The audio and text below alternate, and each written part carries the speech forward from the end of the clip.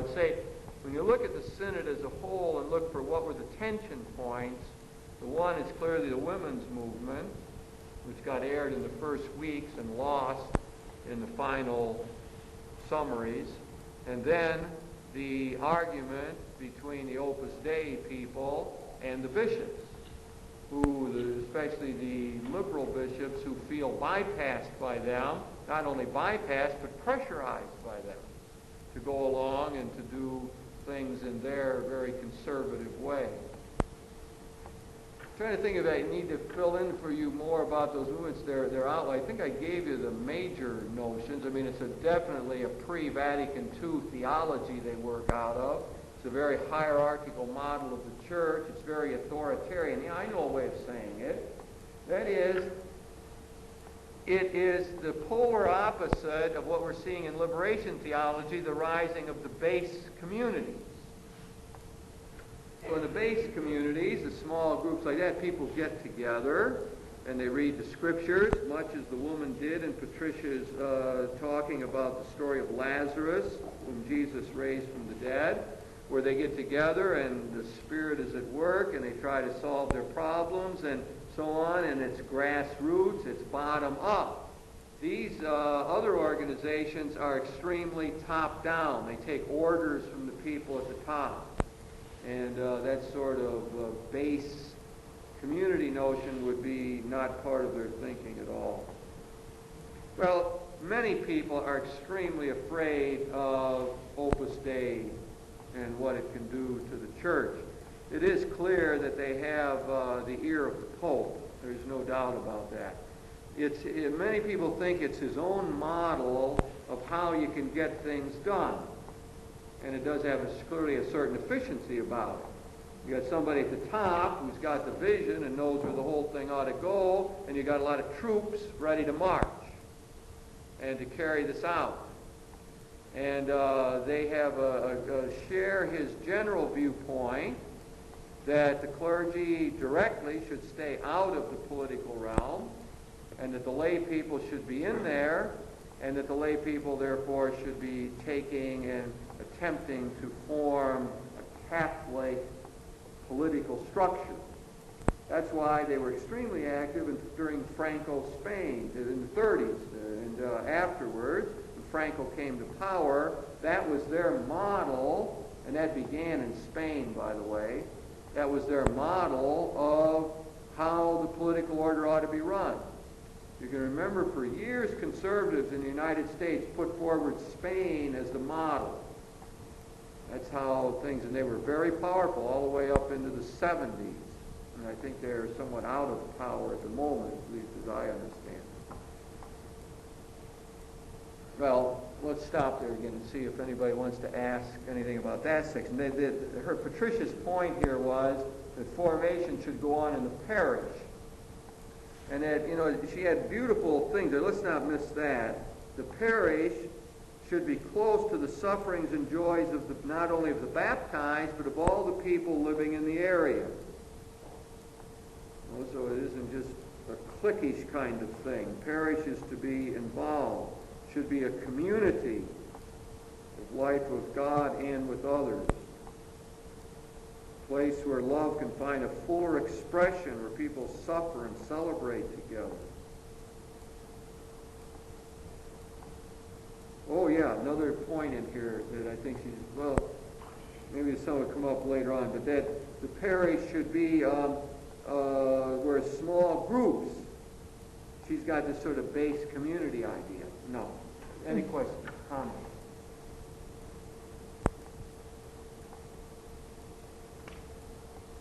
Yeah. This book is based entirely that I've heard of it, that or is there a center in the United States where it's out of, or is it group? Well, first of all, it's a secret organization. That makes it hard to know a lot about them. Their membership is secret and so on. They have centers here in the major metropolitan areas in the United States: New York, Washington. I don't remember. I think they got 11 centers in the United States, something like that. I have talked to people who have been sort of assaulted by them, priests. One of their members came up to a priest friend of mine, and he said, I just want you to know that everything you'll be saying from now on will be taped. All your homilies will be taped, and I think they taped a confessional thing with them, so on. Just threw it out. I didn't say what he's going to do with it or anything else. He just let you know. This is, I think, typical of some of the tactics used. It's a very much of a frightening thing. Are they all in this area here? Are they all here? Not that I know of. I don't know. I don't personally know it. Are there any Opus Dei people here? No, I don't mean here in this room. Well, I mean, it'd be nice to know. I think it's only fair to identify yourself here. There's none here. So beyond that, I don't know. I don't know that.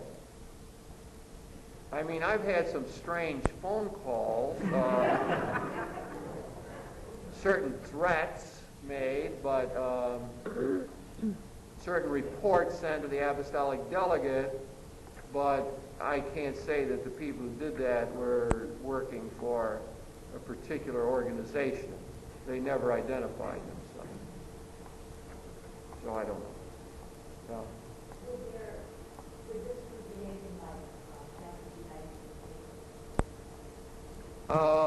Yes, I would say there's certain characteristics along that line. But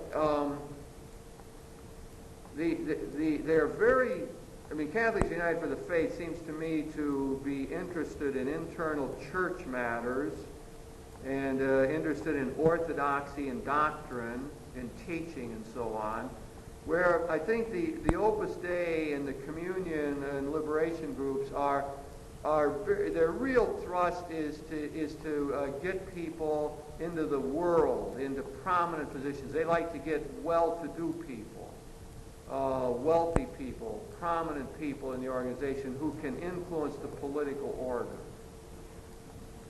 You have the impression that most of the members have moved up the socioeconomic ladder.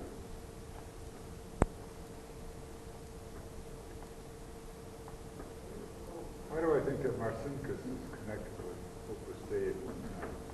What? When it first broke out? There were a lot of rumors, but I don't know. Archbishop Marcinkus, the financial expert in the Vatican. There were rumors about that at the time. A few people died during that time and so on.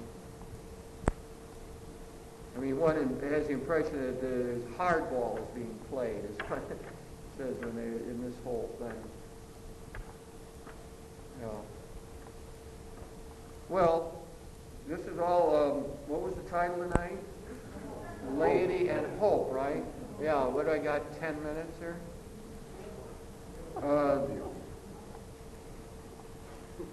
Patricia goes on to her third thing. Her third point is about collaborative ministry in the church. She wants people to work together. I think that I'm not going to say a whole lot about her third point here. She asked the Synod to affirm the ecclesial value of collaborative ministry and to say a particular word in that context about the importance of lay people in full-time pastoral ministry. This should be recognized as a legitimate vocation in the church. I intend to say more about all of that in the next two lectures. She does have an interesting phrase. When she's talking about the gifts available to the community are multiplied. Everyone's got their charism in the church, okay? Then she says, we know that there is too much unemployment in the world. There should be none in the church. No unemployment in the church. Nobody whose gifts are there who are not brought forth and allowed to contribute. Very clever statement, I think. The fourth point concerns a specific priority. We want to enable people to see that the way they live is part of the mission of the church. The way they live is part of the mission. It seems that we have as yet failed to help lay people to understand that baptism and faith involve not only personal and parish lives, but also social and political choices. Our choices and decisions shape our society. We cannot withdraw from politics and its effect. We must shape politics according to the gospel. He wants the Synod to affirm the rightness of this involvement as an essential consequence of baptism, which is a good theology of baptism.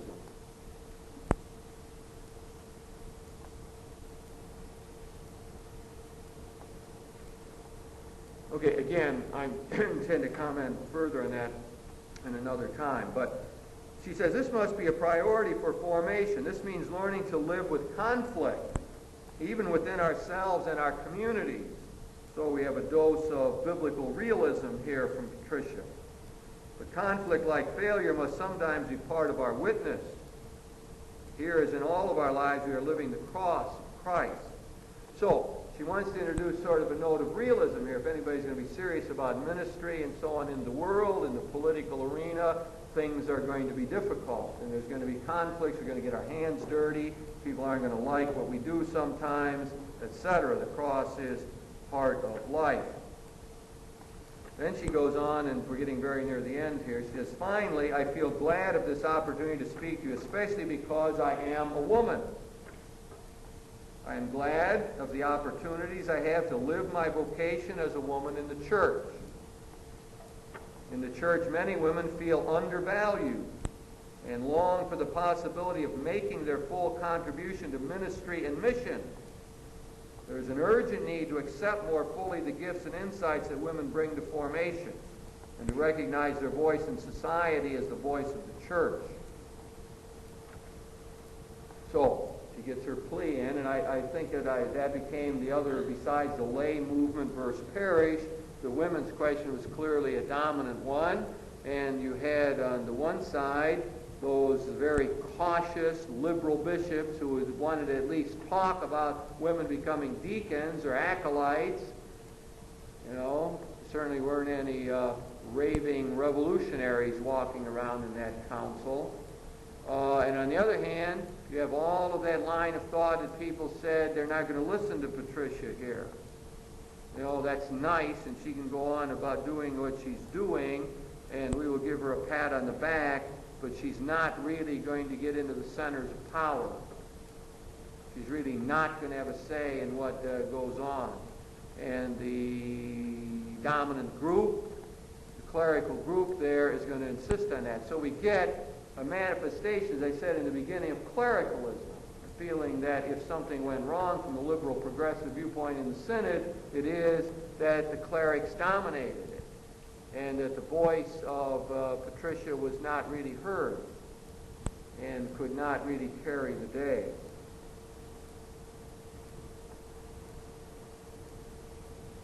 Now, her last paragraph. The vision given by the Second Vatican Council is still a source of hope.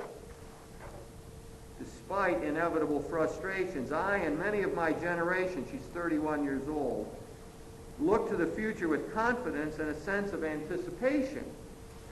May this Synod enlarge our hope in the church as the sacrament of God's love and power in our world. A little Ronarian bit at the end there. I like that. The church is the sacrament of God's love and power in our world. So, Patricia enunciates a message of hope.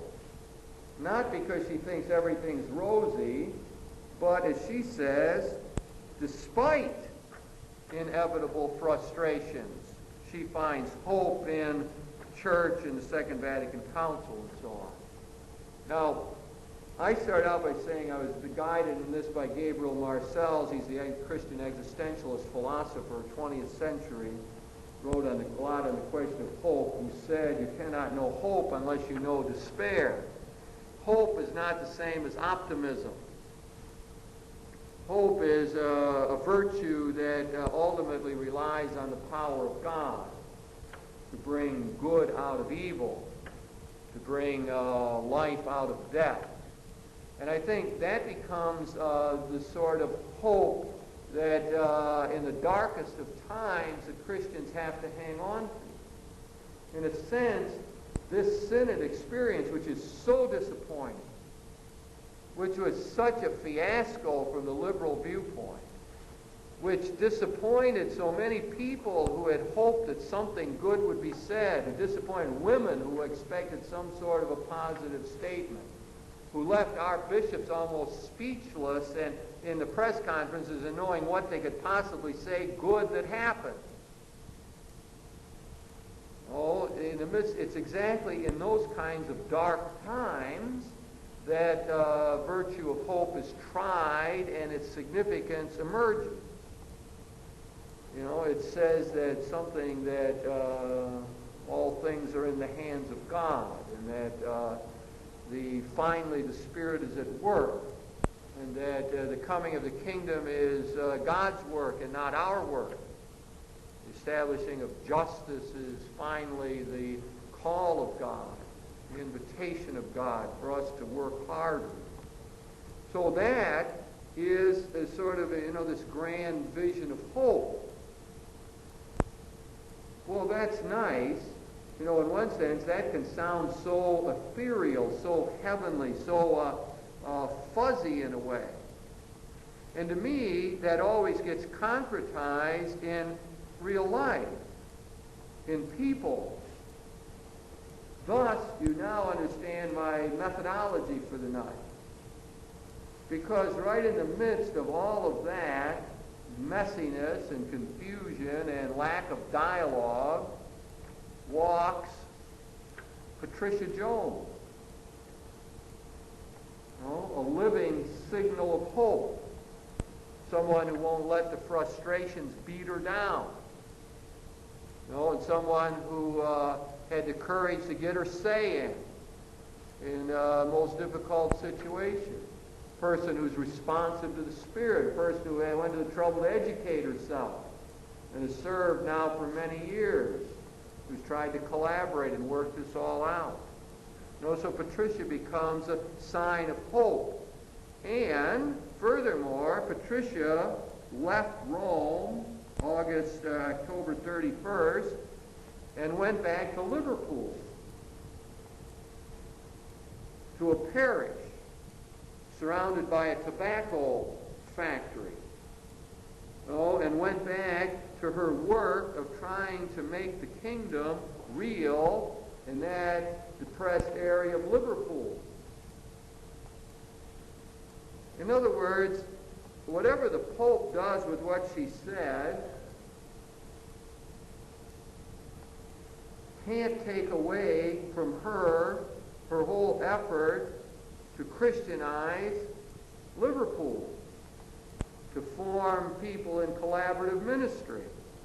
None of that can take away from her power to bring the kingdom to bear on that situation. Here we have a woman, obviously accomplished, a talented woman, who is able to minister there, who finds support and strength from her colleagues, including some clerical colleagues in all of this. The point, obviously, is that the laity in today's church is a sign of hope, because the Patricia Joneses are multiplied all over the world. They're multiplied right here in our area. And that's where the action is. The synod was a fiasco. I mean, from my viewpoint, it would be hard to imagine it being much worse. Even Rembert Weekland said at the end of it, well, I guess, he was trying to put a good face on the women's crisis. He says, at least we didn't pedal backwards. We didn't pedal backwards. And that's about as much as could be said. I mean, wow. After 2 years of preparation, countless publicity, countless consultations, everything. The synod is a mess. But the signal of hope is in living flesh and blood lay people who have revitalized the church, who have lived out the message of the Second Vatican Council, who are now carrying this into the world, who live it out on a day-to-day basis, who are involved in lay ministries. We got more lay ministry than we've ever seen before in the history of the church. We got more lay people studying and learning than we've ever seen before. And so that becomes the signal of hope. Patricia Jones, 20 minutes in the limelight, you know. We say carpe diem, seize the moment. Well, she did. And she put forth a marvelous theology there.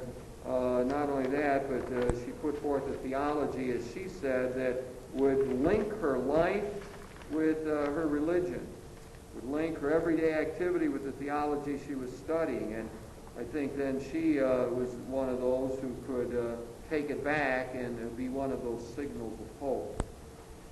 I'm going to stop as advertised for once, and we will meet again here next week and talk more about the laity. I have at least two other major topics on my mind. One is lay ministry, and the other is lay spirituality. And how all that will sort out will remain to be seen. But I would appreciate it if you would invite some other people to come here and join us as we talk about the laity. Thank you.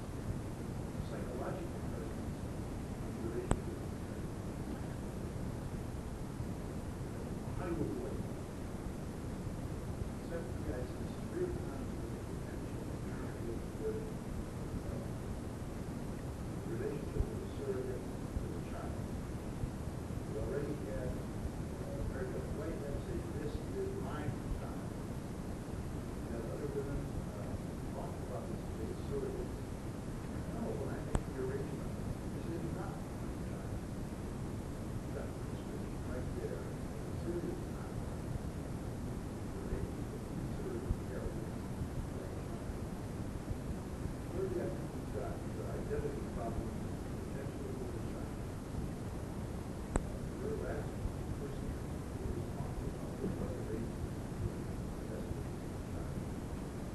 very last always desperate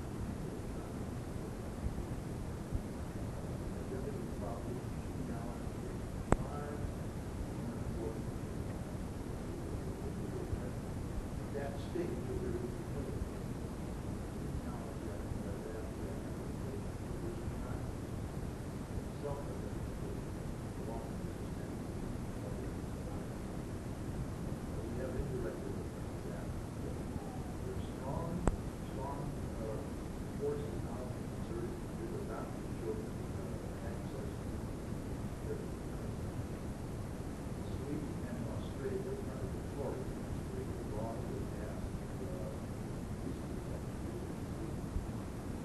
their children born of donor insemination at the age of 8 the right to know their genetic bodies. This is the result is that dual sources of the sperm was dried up. I mean, the fathers don't want that responsibility. They want to get involved in what they have done. So again, I think good problems there. I see problems with medical. I think by that, I think this is a sign, a symbol of that medical profession that is now we simply ask to do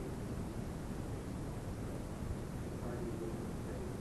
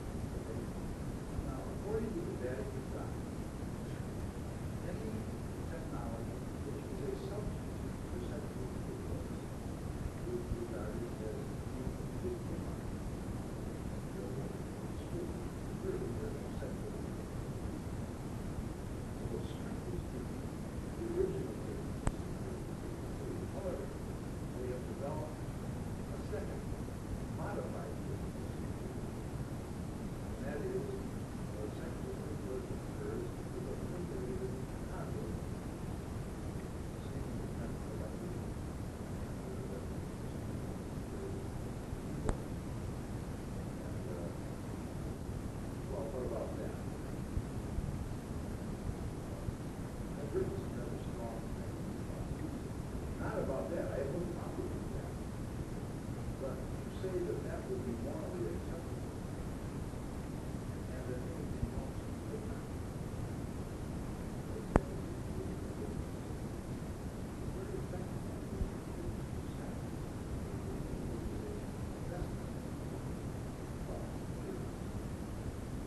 Say that that would be morally acceptable.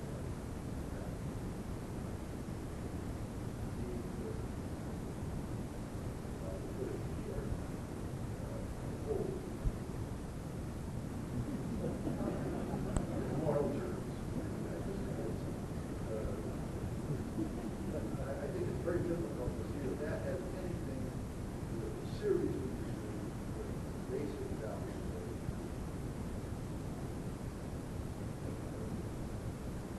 Which is not conceived by outside. I think that that's very acceptable. Probably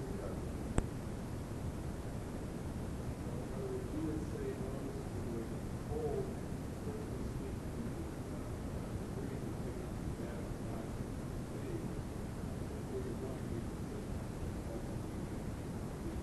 that's the original gift of the city. That's exactly that.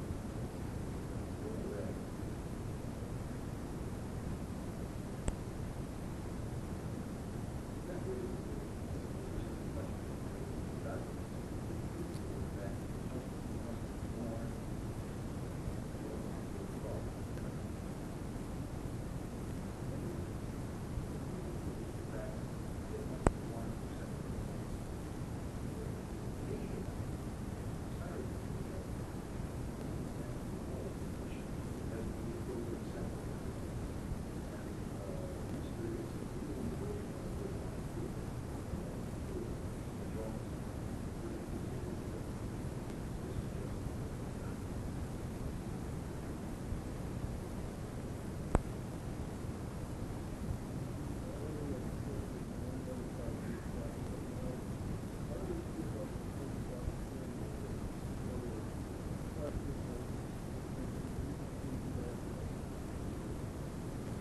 very the access to technology.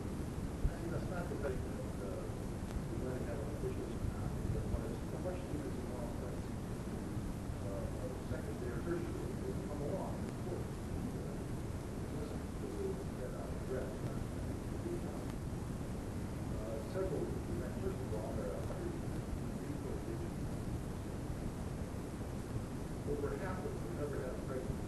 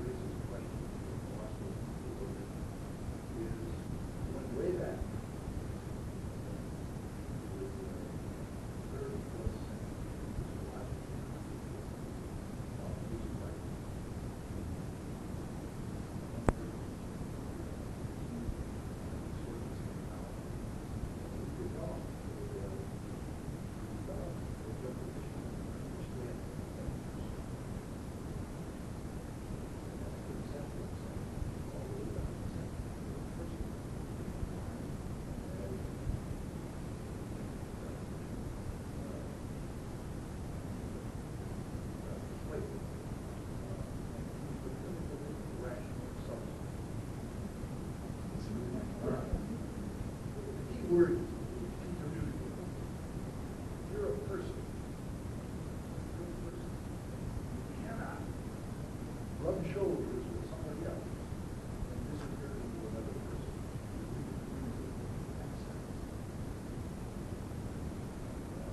You're individual. No. Each country's going to get set.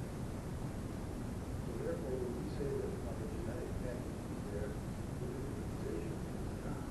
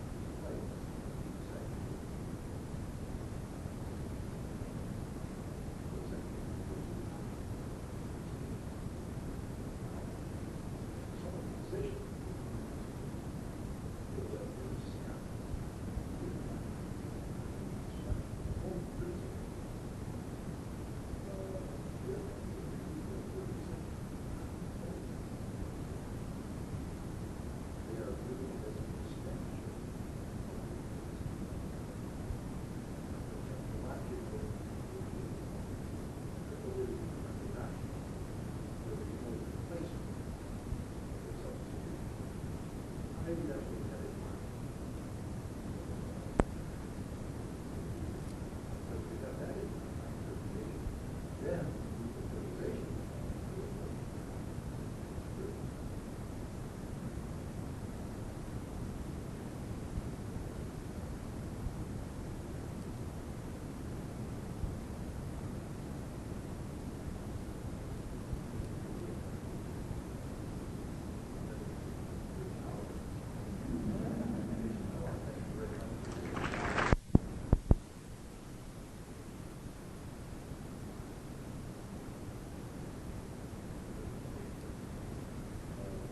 Describe the Vatican document as a guiding word from a respected source on a technological subject touching basic values. And I would just thank you for your guided reflection on that guiding word from a competent and knowledgeable source on a very complex theological subject that really touches basic human values. So we really appreciate your presentation this evening and your response to this particular issue. We invite you to our future Bury lectures. You might put these dates down in on your calendars. On February 21st and May 15th, we will have Bury lectures. February 21st, we have Reverend Harold Stubmuller, the great scripture scholar, coming to do a presentation on extraordinary religious phenomena in the prophets. And on May 15th, Dr. Bernard Cook doing a presentation on the sacrament of marriage. So we certainly hope you'll join us on those occasions. Those will both be held at the Law Center Auditorium at the University of Toledo campus. Thank you for your presence here this evening. And thanks again to Dr. McCormick.